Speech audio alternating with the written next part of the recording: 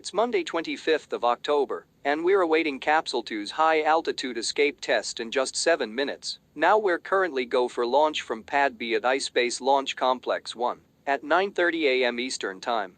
Welcome to join us today. I'm Eric Toney, data analyst here at iSpace headquarters.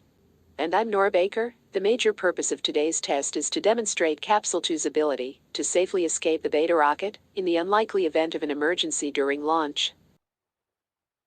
Now, in order to test our launch escape system, which is integral to the capsule, you see in front of you on the video, we will be simulating an emergency with Beta at about 74 seconds into flights. This could be a few seconds early or late, as capsule wait for Beta to reach a specific velocity before initiating the escape. Now, before capsule separate and fires its engine, it will command Beta first stage to shut down its engine as part of the escape sequence. Because Beta is then unpowered, the range will terminate the flight using the Explosive Flight Termination System or FTS. We're expecting vehicle will fully break up at some point, which should create some interesting views. We're going to do our best to bring it to you live as it happens.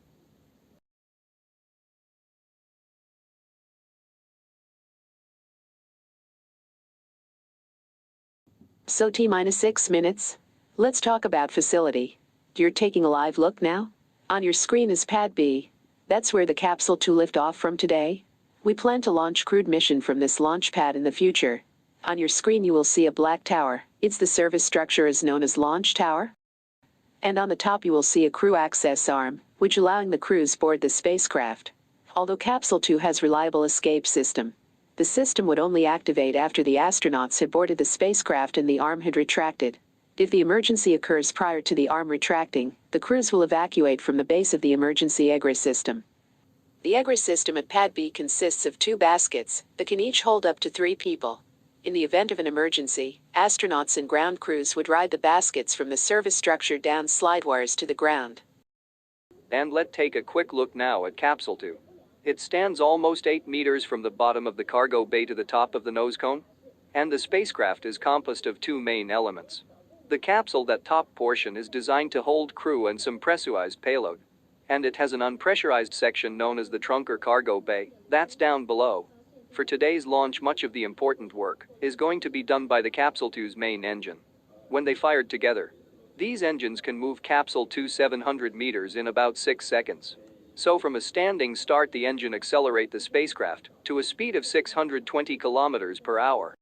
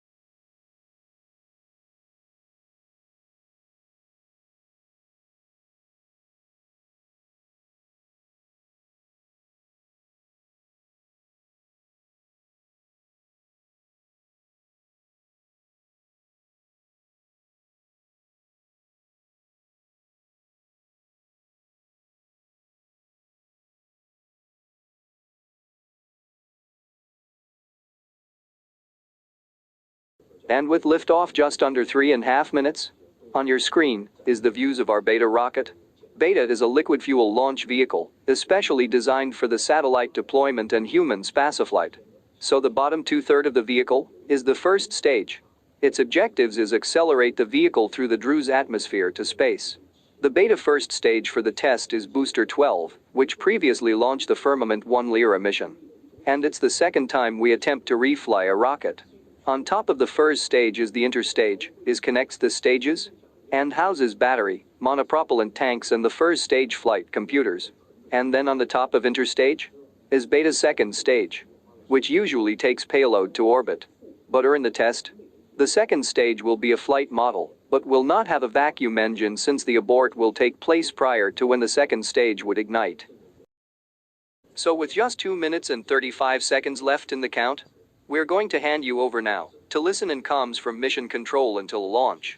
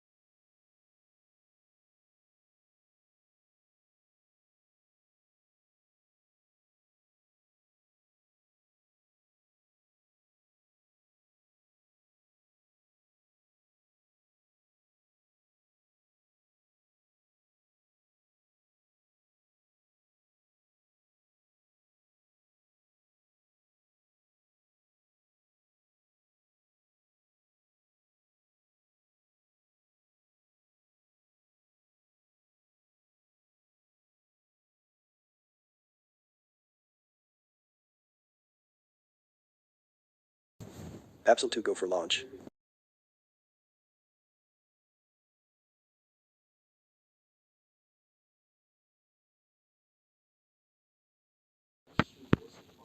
Seconds.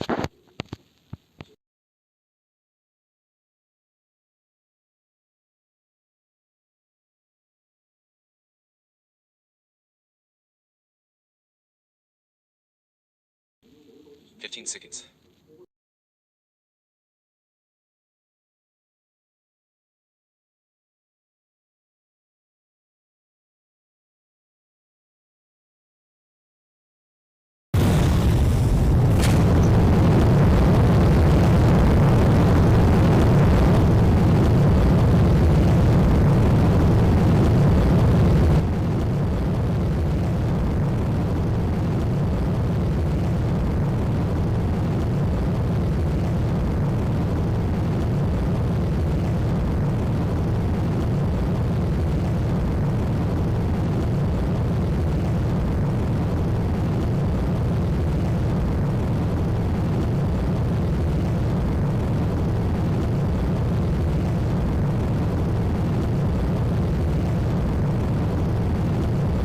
40 seconds.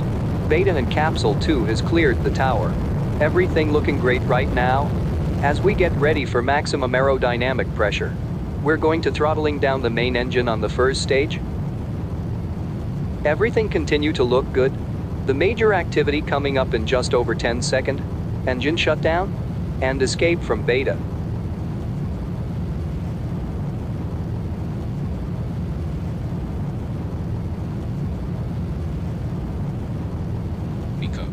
Launch escape initiated.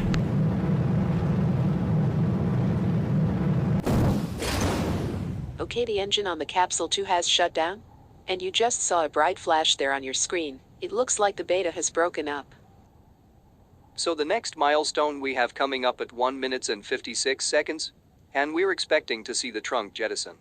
The connector that connects the trunk to the capsule will separate, allowing Capsule 2 to separate from the trunk.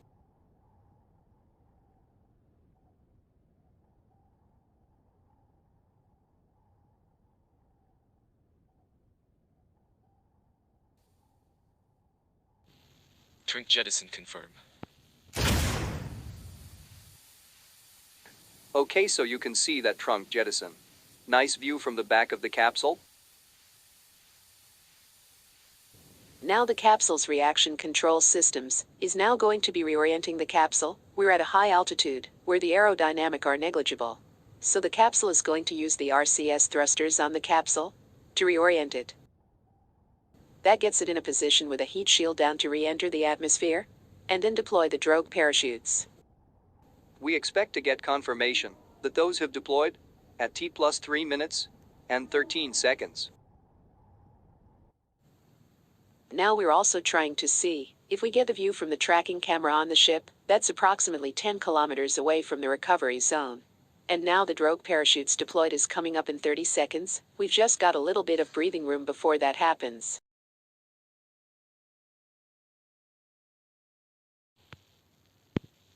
$10,000.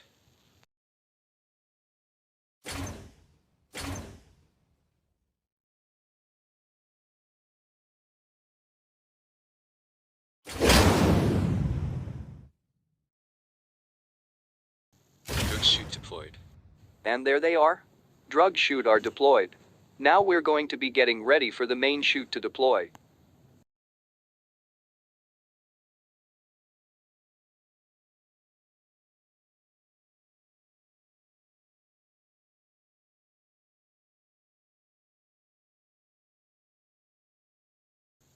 Main chute deployed.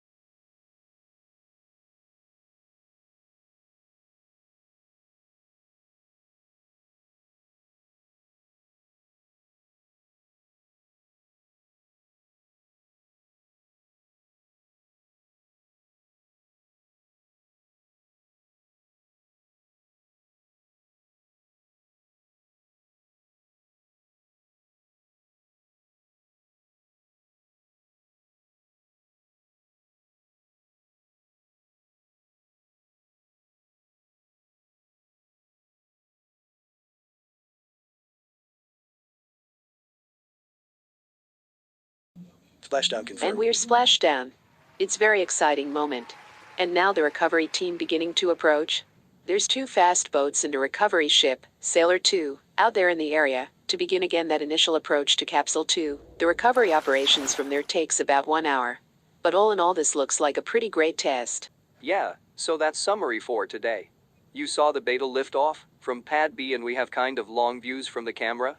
Capsule 2 did shut down the first stage engine, then separate, we did see the flash as the first and second stage exploded as predicted. And we saw get a great view as the capsule got to apogee. It deployed the trunk, separating it, reoriented it, then the parachutes came out, and we then just waited for that soft splashdown. As we mentioned earlier, the recovery operations is going to take a couple of hours. So we're not going to stay on the air for the duration of that. But we'll share more news as soon as possible. So please follow us on Twitter for more updates. Thanks so much for joining us this morning. See you next time.